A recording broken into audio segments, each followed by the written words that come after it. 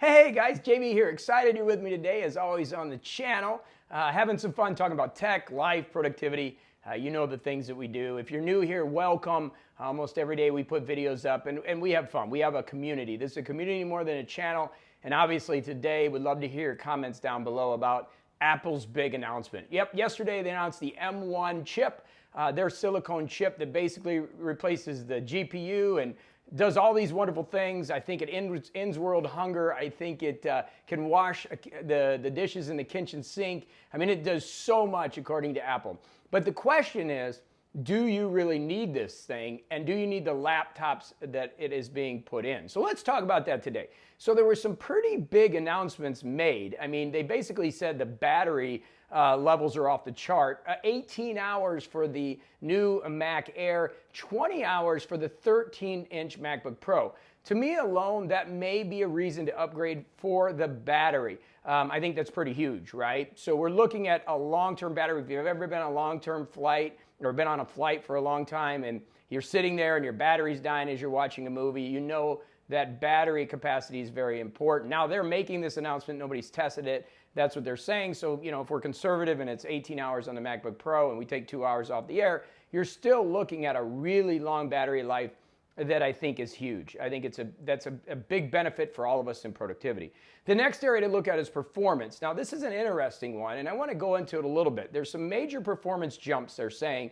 3.5% really on processor speed faster and 6% on GPU, and those equate to some pretty big speed jumps. Now, here's the deal with performance in computers. I think the issue is do you really need this? And that's what we need to talk about, is do you need this? Do you need the new Air? Do you need the new Pro? And the thing that I see is that most people are utilizing email, web browsing, and the basics of the computer, right? They're not doing video editing. They're not doing auto editing. For example, my wife, for example, my parents, and they need a great computer that just works. And so for me, I love my Google Pixel. I mean, it's inexpensive at $600. There's a lot of Chromebooks that do exactly what you want to do. They open up and they open up right away. And there's not a lot of things that you need all this massive performance. So I think Apple does a great job with their performance, and I'll tell you where it does come into play. But I don't know if everybody needs that performance. I don't know if everybody needs to get excited about the M1 chip if you're just going to use your computer for email, writing books, those type of things.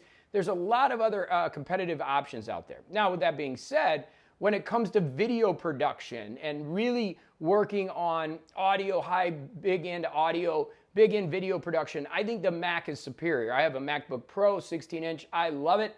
I will be getting the M1 16-inch. Every minute that you can save me, I'm willing to invest in, okay? So that is a different thing. So what we're talking about today is the Mac Air and the 13-inch MacBook Pro. Neither of these devices really fit into my world for what I need. Yes, you can get away now, it looks like, video editing on that 13-inch or on the Air. But the thing is, did they cannibalize the MacBook Pro? Because the Air now, with the performance bumps, is about as good as the MacBook Pro. And I would like to talk about that down below. So where does this fit in? Well, I think it's a good computer maybe for a student that needs to do some video editing, right? The MacBook Air or the MacBook Pro, the 13-inch. But really, if you don't really do those type of things, like 3D modeling or those type of things, you don't really need all that performance. But you may want that long battery. So it's an exciting upgrade, but it's not exciting me yet. They did do the Mac Mini, which is kind of cool. But what I'm looking for is that 16-inch MacBook Pro M1, and what is it going to do with Final Cut in the video editing or Premiere to really speed it up? And I think that's going to be the real question for me, not this, you know, the Air versus the MacBook Pro, at least in my usage case. Down below, I'd love to hear your thoughts, because again, this goes back to like cost versus use case. And I've done this with the Remarkable 2. I've done it with the Onyx products. Like, everybody's use case is different, right? If you're not doing 4K video on 5K monitors, which I have 2 of those, then you don't need all that performance. And if you have all day, which I don't, I've got a real career to do, like, I need time, I need speed. So I'm willing to invest in that speed.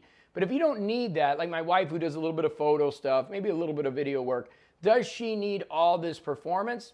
I know it's nice to have, but is it necessary? And can she do what she needs to do on a Chromebook and save a lot of money?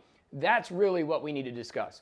Isn't it an exciting time? Yeah, Apple's got their own silicone. They're moving. This is a massive change. But I think where we've got to look, at least for me, is at the professional level of what it does to the speed bumps at those really high-end machines. And is it going to allow us to do video faster? And if you think I'm wrong, maybe you're going, but JB, I need all that performance. Let me know down below, because I would like to know if this is going to sway you. Are you going to go get that MacBook Air, that MacBook Pro, that 13-inch, which is available November 17th, because of the M1 chip? Or are you like me, kind of standing on the sidelines waiting for the MacBook Pro to see what really happens? Okay? As always, hey, thanks for watching. A little thumbs up would be great. It helps the algorithm. We're moving into some new areas here. We're going to have some fun, and I'm going to bring you some different type of videos, and I hope you enjoy them, because this is a community more than a channel, and just, you know, the comments are great, and I love to get to know everybody. Oh, by the way, on Thursday, tomorrow, 1 p.m. Eastern Standard Time, 1800 GMT time, I'm live here. So join us. And to know that we're here, all you do is click that little alert bell down below, click all notifications, and you'll be notified when I go live. And we can talk about a lot of things. It's a lot of fun. We'd love to have you participate. All right. Thanks so much for watching. We'll see you tomorrow in the live chat. Go have a fantastic day.